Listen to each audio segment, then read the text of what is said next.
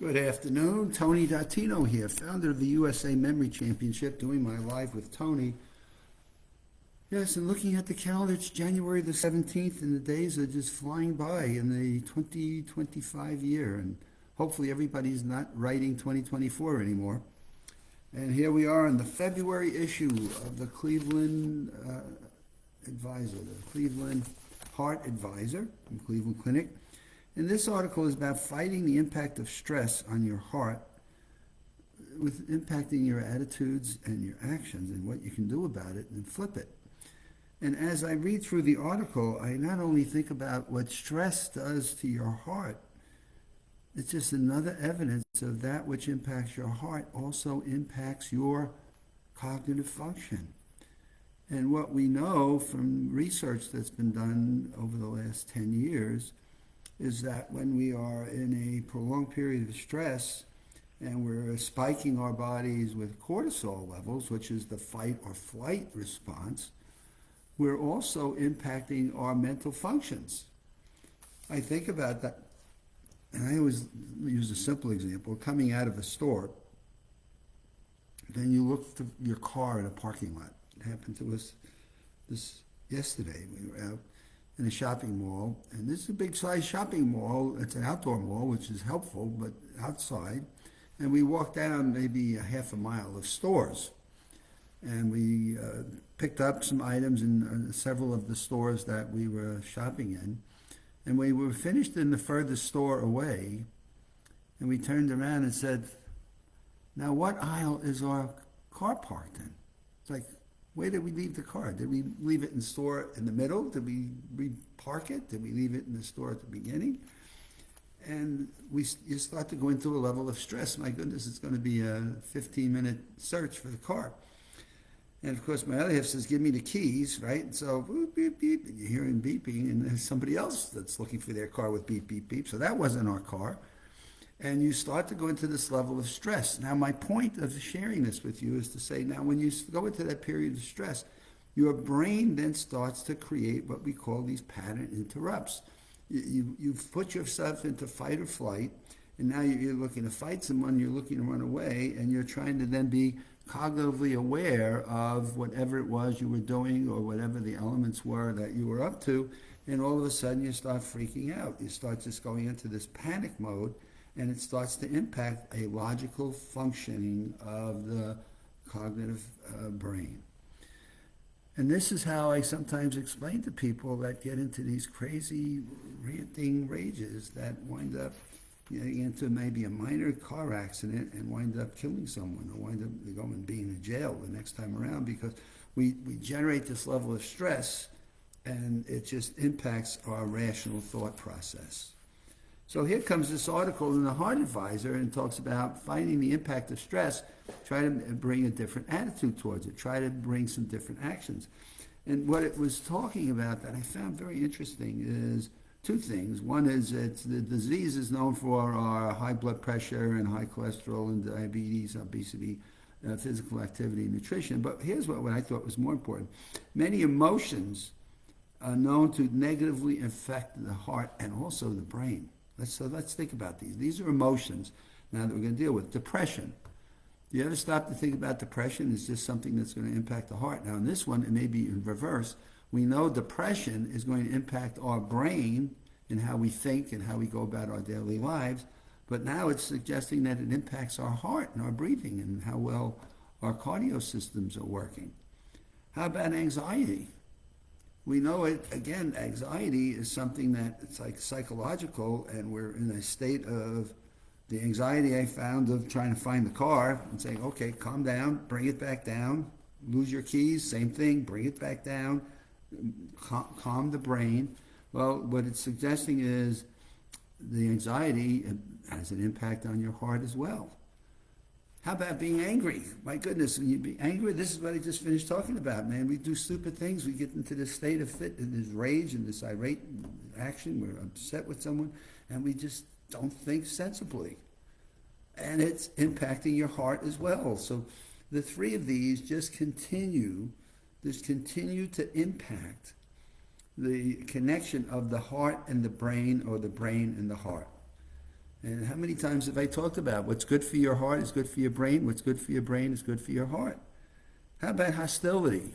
This goes on with the emotions of being hostile to someone. And I'm just, whatever they want me to do, I just refuse to do whatever they're asking me to do. And by God, do we not see that on the news almost on a daily basis? And do we ever stop to realize that the hostility that we put into our bodies is, I always remember Forgive to Live by Dick Tibbets. I always remember that book because it talked about being so angry at someone. You just hold on to that and it just poisons the whole body, as well as obviously your mental functions, your ability to retain or recall information, or recall it in such a way that it spikes your emotion and you just build up this hatred, which we know is not good for your heart, it's not good for your brain, it's not good for your body. You're just poisoning and creating toxicity in your whole body system. How about adding a couple I've talked about over and over again, the notion of being loneliness caused by isolation. So loneliness caused by what we create to our own self, social isolation. So we go into this state of where we feel isolated, where we feel alone. Boy, have we not seen that over the last 5 years with the COVID epidemic we've had. Been isolating ourselves from other people. And even today in this age, we talk about people who get sore throats or colds, build up a fever. To stay away from everybody. Isolate yourself. Put yourself in, lock the room. We'll get you some water. We'll get you some food. But you know what? Stay away from everyone. You go to doctor's offices today, and the doctor's offices are trying to be safe for all of their patients. How do we isolate people that come into the office, which by nature there's something wrong with them in some form or an injury of some sort, but we try to isolate people. Well, that isolation builds up toxicity again. It has an impact on our cardio systems as well as our mental systems. And so here are several things that you come along and see have an impact, not just on your heart and your mind, but the two together. It's your whole body. It's one system working together.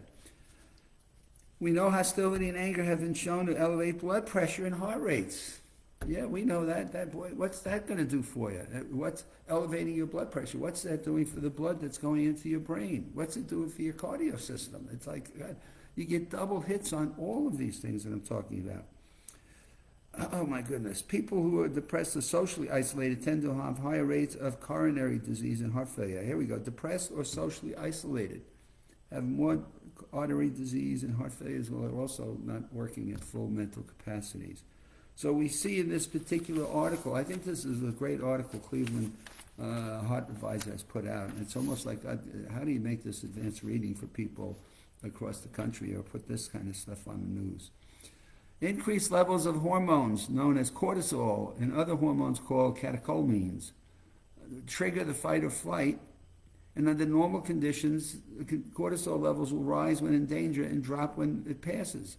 But stress causes the levels to remain high, damaging the whole body's immune systems. Cortisol, we need it. It's our fight or flight. It's how we survive. Cortisol to its excess is like a toxin that just poisons the whole body. Under normal conditions, we talked about stress causes the levels to remain damaging the heart and lungs, but now what about our mental factors? Stresses influence heart rate variability. In healthy individuals, heart rate accelerates and decelerates during the normal course of a day.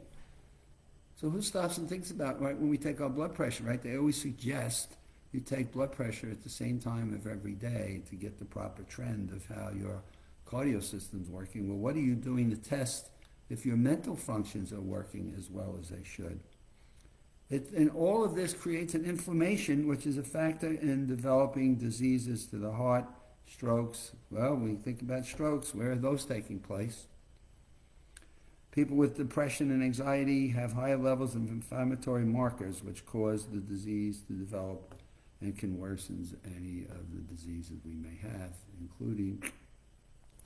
So I find this article, finally we know that emotional stress increases catecholamines, which cascade and promote blood clots. God, is this not great? All these things that you get to do, these unbelievable things that we live with. So what do? Engage in some socially stimulating activity. Get yourself some exercise. Volunteer someplace where you can help at any age group, kids, middle-aged adults, a company, a community affair, a nonprofit. Be nice to yourself. Be nice to yourself. Just don't beat yourself up so badly. And last but not least, practice gratitude. Positive attitudes like gratitude improve the heart rate variability and bolster optimism that chases away depression and anxiety. This is the February issue of the Cleveland Clinic Heart Advisor. It's almost like the Cleveland Clinic Heart and Brain Advisor. And with that, we wrap up another week here. God, I just wish that people that listen to my Live with Tonys can grab one little nugget out of each of my Live with Tonys I do on Monday, Wednesday, and Fridays, and can make one change in their life that just brings a ray of sunshine and a ray of joy and hope into what they never thought they could possibly do. And so off we go to another Friday, and we look forward to seeing you on Monday. So have a good weekend. Don't know if you're watching any football this weekend, but we do have some NFL playoff games this Saturday and Sunday. We have a big game on Monday with the college levels leveling up the 2024 season. And we have some cold weather that's coming across the country as well. See you on Monday. Have a great weekend.